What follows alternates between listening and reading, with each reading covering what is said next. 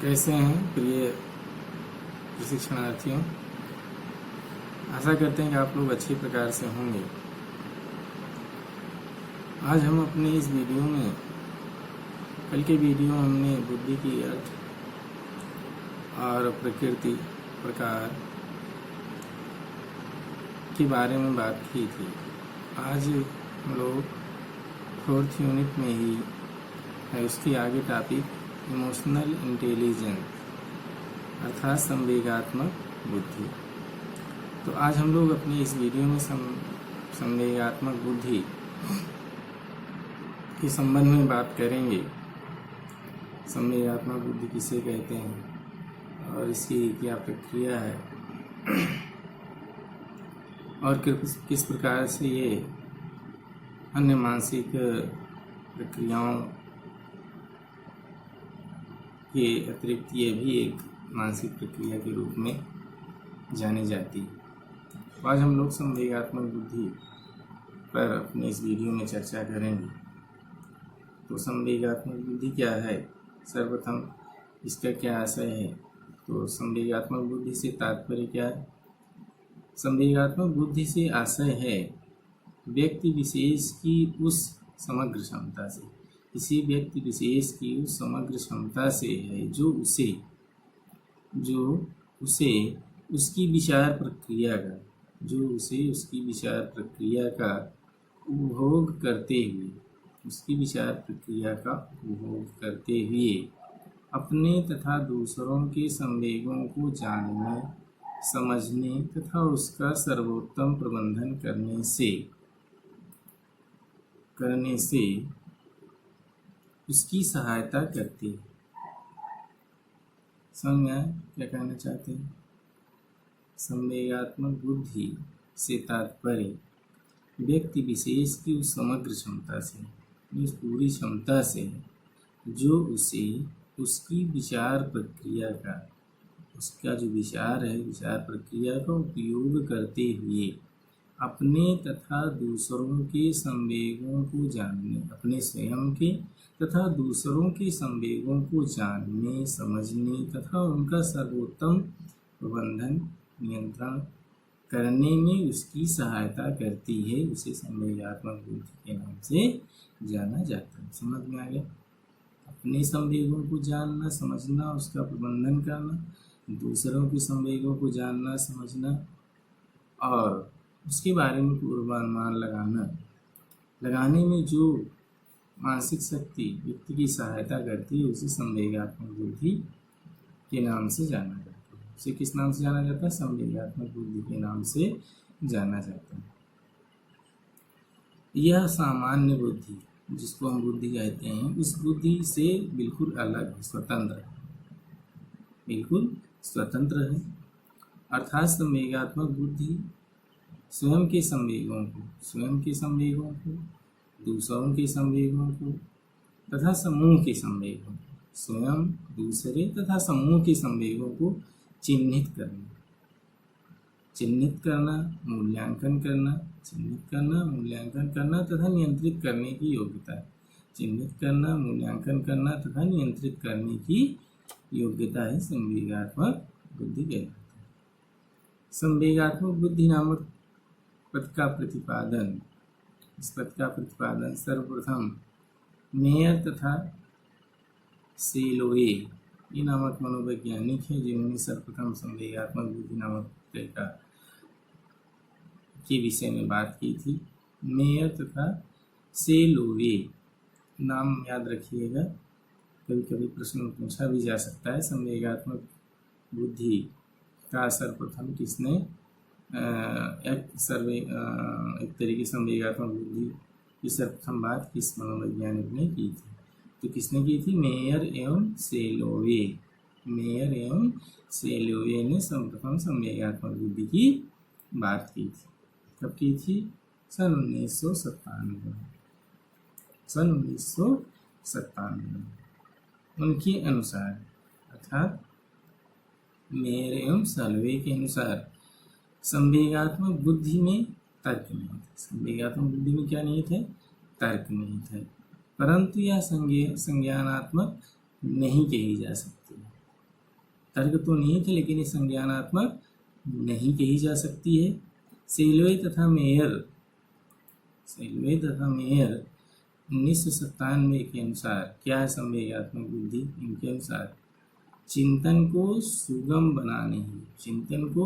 सुगम बनाने हेतु संवेगों के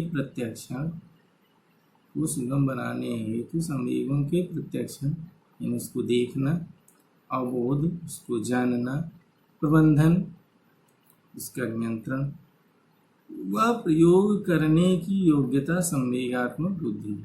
ये भी वही कह रहे हैं। क्या कह रहे हैं? चिंतन को सुगम बनाने हेतु यानी जो हम विचार कर रहे हैं उसको आसान बनाने हेतु संवेगों को जानना, समझना और उसका प्रबंधन करना, यानी प्रत्यक्षण, अवबोध और प्रबंधन व प्रयोग करने की योग्यता ही संवेगात्मक बुद्धि है। समझ में आया? संवेगात्मक बुद्धि सामाजिक बुद्धि का एक समुच्चय। क्या है? सामाजिक बुद्धि का एक क्या है? समुच्चय, एक समूह है जिसमें स्वयं तथा अन्य की भावनाओं और संवेगों को नियंत्रित करने, स्वयं की भावनाओं और संवेगों को नियंत्रित करने, पृथक करने, नियंत्रित करने, पृथक करने और सूचना के अनुसार व्यक्ति के चिंतन और क्रियाओं को निर्देशित करने की क्षमता निहित होती है।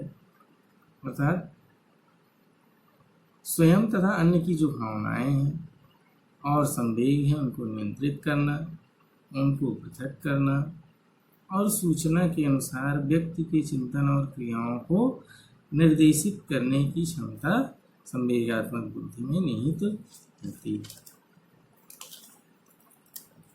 संवेगात्मक बुद्धि में संवेगों के प्रत्यक्षीकरण, संवेगों को देखना, संवेगों के प्रति पहुँच बनाने एवं उसे उत्पन्न करने की क्षमता शामिल होती है। इसमें शामिल होती है। संवेगों को समझा जा सके, संवेग को समझा जा सके तथा उसे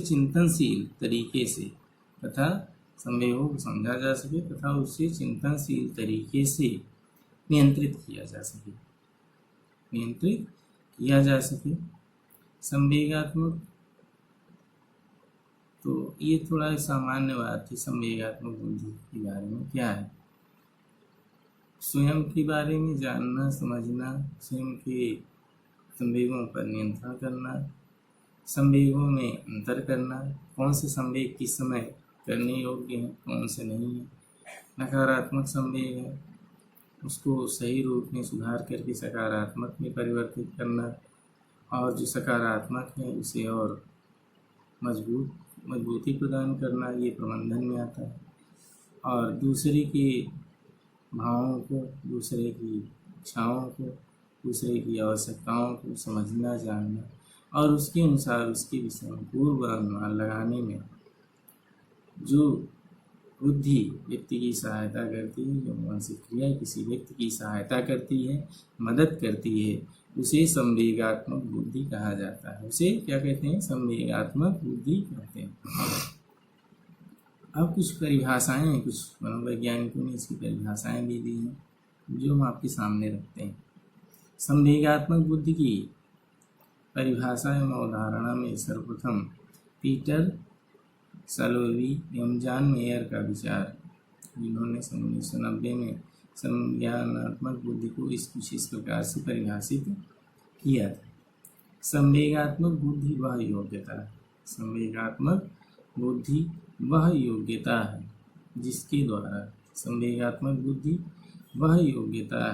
जिसके द्वारा हम अपनी एवं दूसरों की भावना, संवेगात्मक बुद्धि वह योग्यता है जिसके द्वारा हम अपनी तथा दूसरों की भावनाओं को एवं संवेगों का संचालन करते हैं एवं उनमें अंतर करते हैं, उनका संचालन करते हैं, उनमें अंतर करते हैं तथा इस सूचना को अपने चिंतन एवं कार्यों के निर्देशन के लिए प्रयोग करते हैं।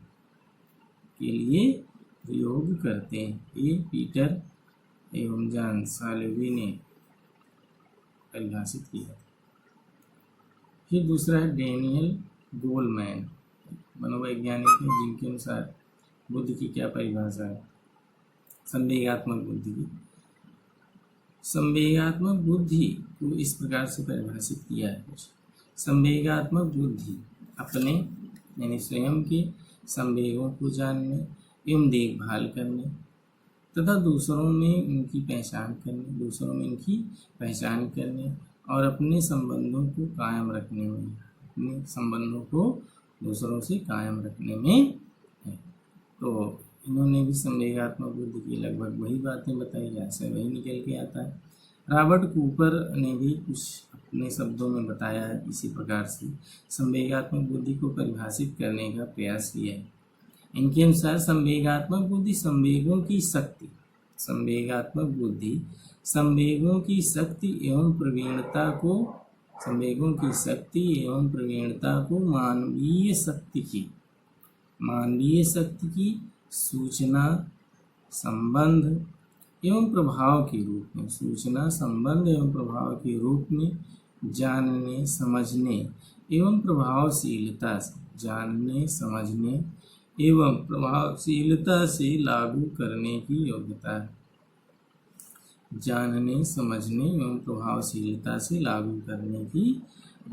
है।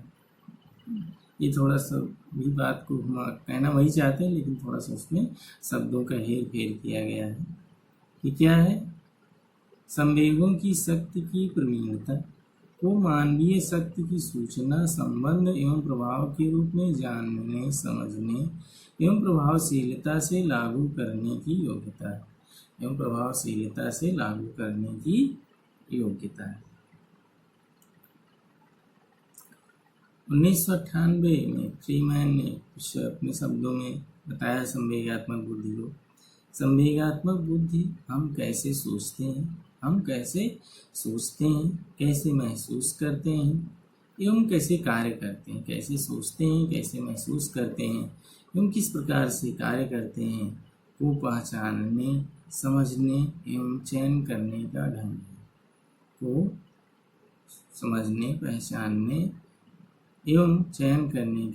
संवेगात्मक बुद्धि। 2005 में एक मनोवैज्ञानिक थे वार आन, उनके अनुसार संवेगात्मक बुद्धि क्या है। संवेगात्मक बुद्धि स्वयं को समझने, अपने सबल एवं दुर्बल पक्ष को जानने, अपने जो सबल पक्ष हैं, दुर्बल पक्ष हैं, इसको जानने तथा अपनी भावनाओं व चिंतन को गैर हानिपद रूप से व्यक्त करने की अंतः वैयक्तिक योग्यता पर आधारित है। अंतर्वैयक्तिक स्तर पर संवेगात्मक व सामाजिक दृष्टि से बुद्धिमान होने में दूसरों के संवेगों भावनाओं की व आवश्यकताओं से परिचित होने तथा संवेगात्मक निर्माणकारी और परस्पर संतोषजनक संबंध स्थापित करने व उन्हें कायम रखने की योग्यता निहित है।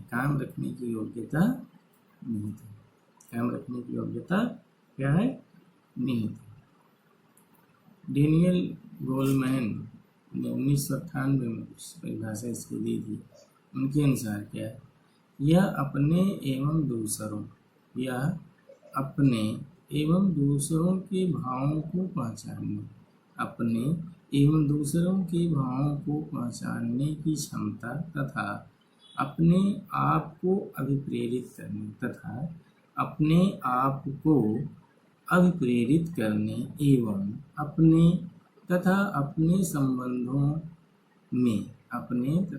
संबंधों में संवेग को प्रतिबंधित करने की क्षमता है। संवेग को प्रतिबंधित करने की क्या है, क्षमता है। संवेगात्मक बुद्धि द्वारा उन क्षमताओं का वर्णन होता है। इस बुद्धि द्वारा उन क्षमताओं का वर्णन होता है जो शैक्षिक बुद्धि या बुद्धि लब्धि द्वारा मापे जाने वाले पूर्णतः संज्ञानात्मक क्षमताओं से भिन्न परंतु उसके पूरक होते हैं। संवेगात्मक क्षमताओं से भिन्न परंतु उसके पूरक होते हैं। उपरोक्त परिभाषाओं के आधार पर, ये बहुत सारी परिभाषाएं जो मनोवैज्ञानिकों के हमने अभी आपकी समझ रखा, अगर इन परिभाषाओं के आधार पर हम यह निष्कर्ष निकाला जा सकता है। संवेगात्मक बुद्धि संवेगों एवं उनके कारणों को समझने की योग्यता, यह अपने भीतर और दूसरों में संवेगों को प्रभावशाली ढंग से नियंत्रित करने की योग्यता है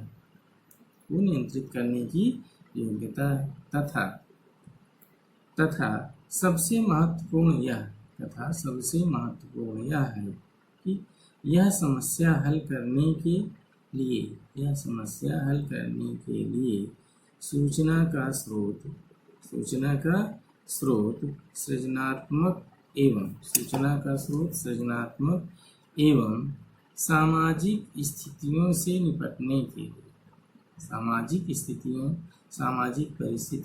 निपटने के लिए प्रयुक्त करने योग्य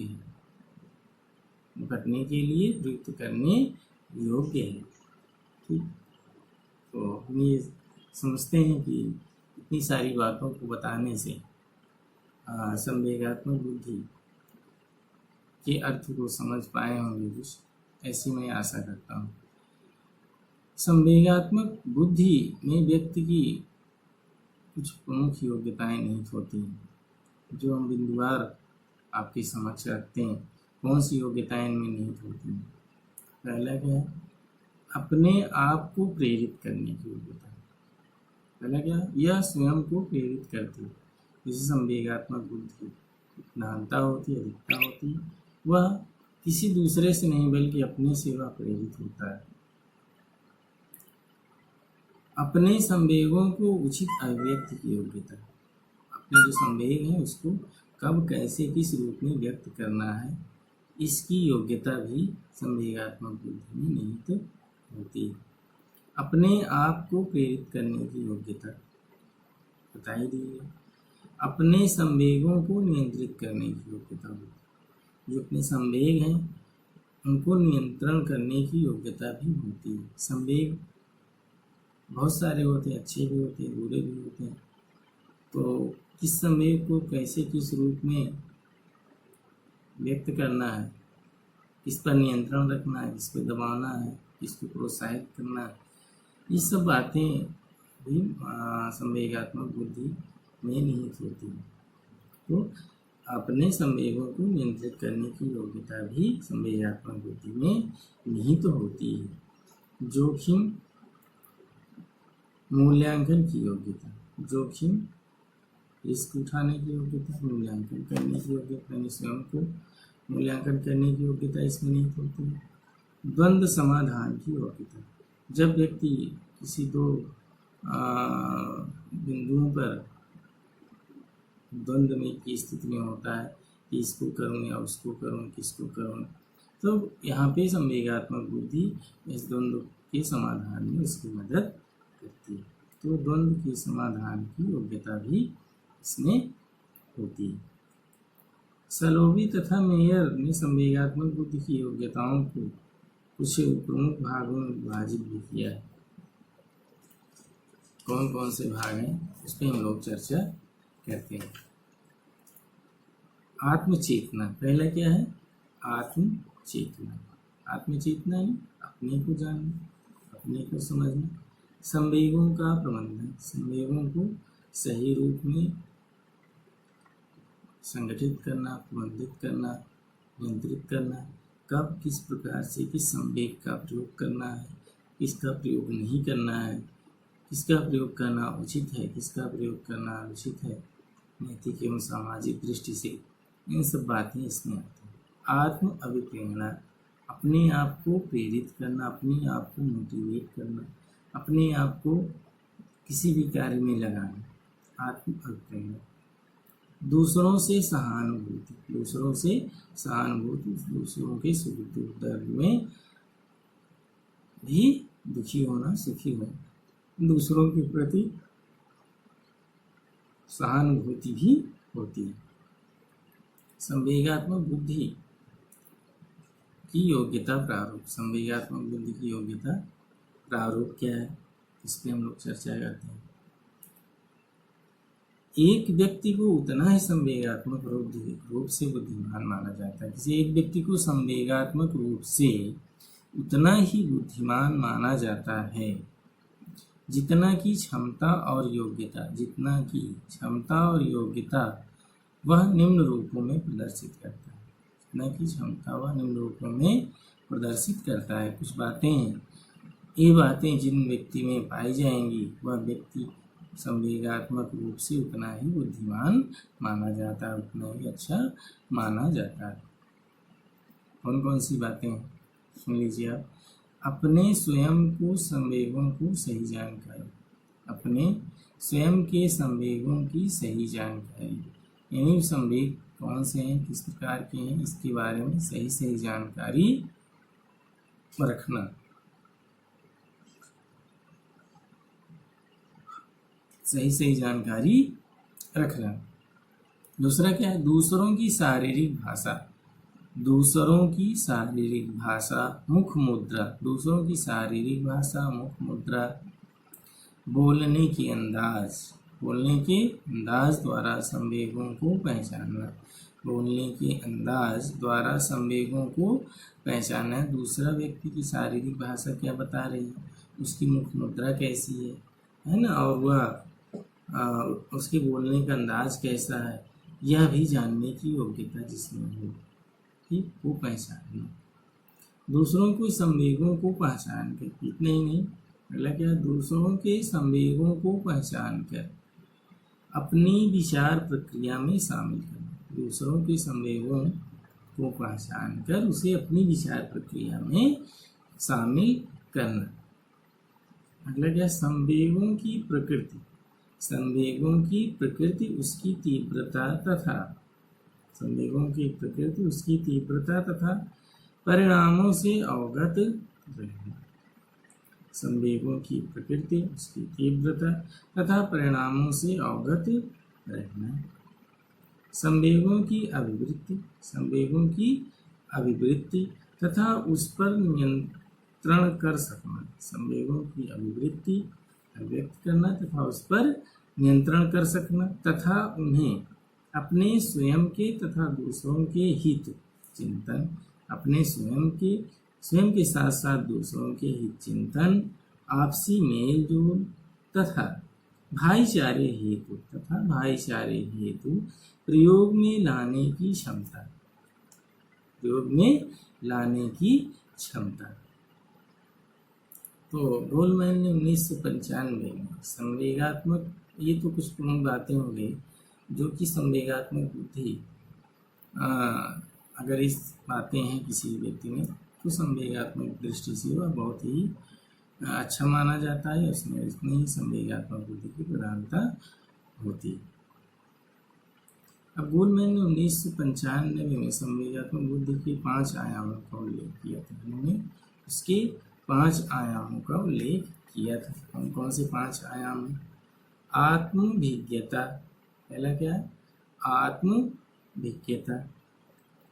दूसरा आत्म प्रबंधन, आत्मभिज्ञता यानी अपने को जानना, आत्म प्रबंधन अपने संवेगों को प्रबंधित करना, आत्म प्रेरणा उनको प्रेरित करना, तदानुभूति यानी दूसरों के साथ सहानुभूति रखना, सामाजिक दक्षताएं, सामाजिक दक्षताएं सामाजिक रूप से कुशल होना, सामाजिक प्रक्रियाओं को सही रूप में जानना समझना और उसके अनुसार कार्य करना। तो संवेगात्मक बुद्धि की कुछ प्रमुख विशेषताएं हैं। संवेगात्मक बुद्धि की जो आप देख सकते हैं उसको कौन कौन सी प्रमुख विशेषताएं? भावनाओं को समझना, पहला क्या है? भावनाओं को समझना, भावनाओं को समझना, आत्म अभिप्रेरणा, भावों को समझना। दूसरा आत्म अभिप्रेरणा, अच्छे संबंध स्थापित करना, अच्छे संबंध स्थापित करना, समायोजन एवं निर्णय, समायोजन एवं निर्णय, प्रसन्नता एवं सफलता, प्रसन्नता एवं सफलता, संवेगों पर नियंत्रण, संवेगों पर नियंत्रण, दूसरों का सम्मान, संवेगों पर नियंत्रण, दूसरों का सम्मान, तालमेल की भावना, तालमेल की भावना, कृत्य निष्पादन, भविष्यवाणी की योग्यता, शारीरिक मानसिक संवेगात्मक एवं सामाजिक स्वास्थ्य की ओर ले जाना। संवेगात्मक ये तो करीब 10-11 विशेषताएं भी थी जो कि हमने आपको बताया। संवेगात्मक बुद्धि में सारी बातें नहीं होती है।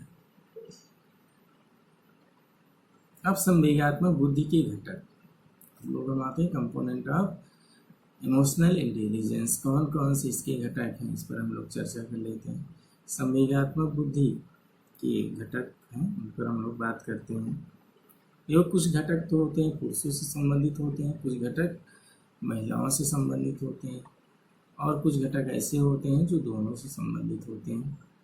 तो उनको हम अभी आपके समक्ष रखते हैं। तो जो पुरुषों से संबंधित घटक हैं उसको हम लोग देखते हैं। पुरुष संबंधित घटक में कौन कौन से हैं? पहला है निष्पत्ति अभिप्रेरणा, निष्पत्ति अभिप्रेरणा। इसका मतलब क्या है? इसके अंतर्गत निम्न घटक आते हैं। निष्पत्ति अभिप्रेरणा के अंतर्गत निम्न घटक आते हैं। कौन कौन से? श्रेष्ठता प्राप्त करने, पहला क्या है? श्रेष्ठता प्राप्त करने एवं होड़ लगाने की चाह, श्रेष्ठता प्राप्त करने एवं होड़ लगाने की इच्छा, श्रेष्ठता प्राप्त करने एवं होड़ लगाने की इच्छा अथवा चाह। दूसरा क्या?